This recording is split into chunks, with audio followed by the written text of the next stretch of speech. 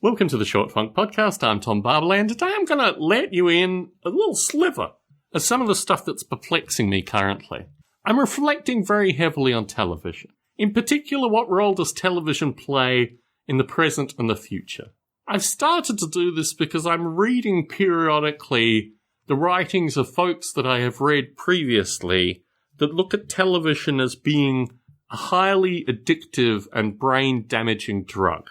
And honestly, in large part, I'm sympathetic to that. The question is then begged, what happens after television? And this is where it gets very curious.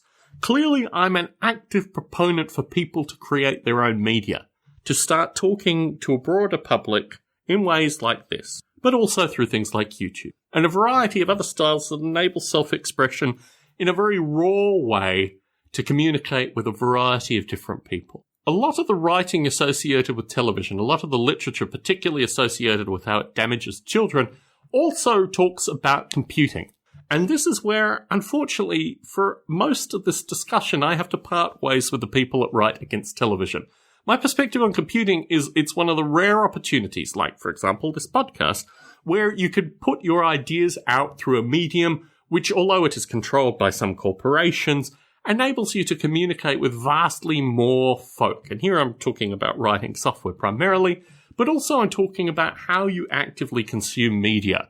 And I think that's very important, and it probably needs to be taught to children as much as teaching mathematics and reading and sciences and these kind of things, that the creation and the control of ideas and the free-flowing nature of ideas through the internet is something that means that computing is considerably different than just passively watching television. Sadly, however, most of the ways in which children currently consume computing is relatively passive and relatively organized around them being stationary and focused and all this kind of stuff. And here is my concern.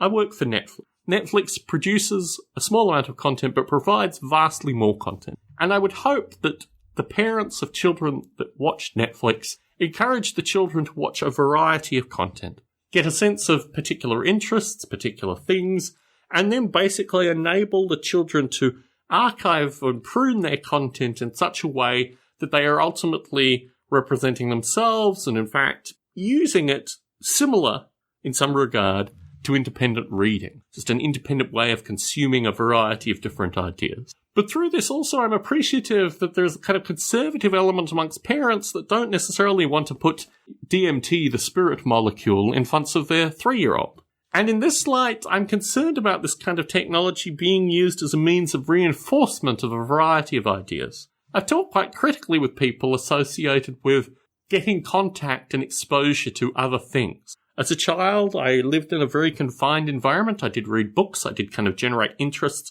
through my reading. But it wasn't until I had access to Arnold Schwarzenegger movies and rap music, and to a lesser extent Diet Coke, that I realized how completely cloistered my childhood had been, and that I needed to look very broadly at a variety of other sources of intellectual endeavor in order to make myself feel whole.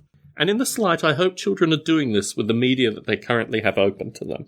What concerns me here is the zombification of children, putting children in front of a passive box that provides them with stuff constantly, but doesn't actually engage them and certainly doesn't enable them to go out and produce content. And this here is a concern, a direct concern that I have, that I might actually, in my professional life, be propagating things that could fundamentally do damage. This concern has gone through my entire professional career. I've never had real job stability in careers that didn't have these kind of ethical concerns. And I started to wonder if ethical concerns of varying sizes are just part of everything one does professionally. One just needs to meter it with producing one's own independent content and pointing others in the direction of independent content wherever possible, making them think and explore and agree and disagree and have some degree of cognitive discourse. My perspective in somewhat nihilistic forms is that the book is a dead thing, and that what people now view through documentaries and these kind of things in visual audio media is where it's at for the future. This is going to be an ongoing topic in Short Funk. I'm still trying to frame it in my own thinking, but I'll be delivering it to you in bite-sized chunks. Tom Barbalet in San Jose, signing out.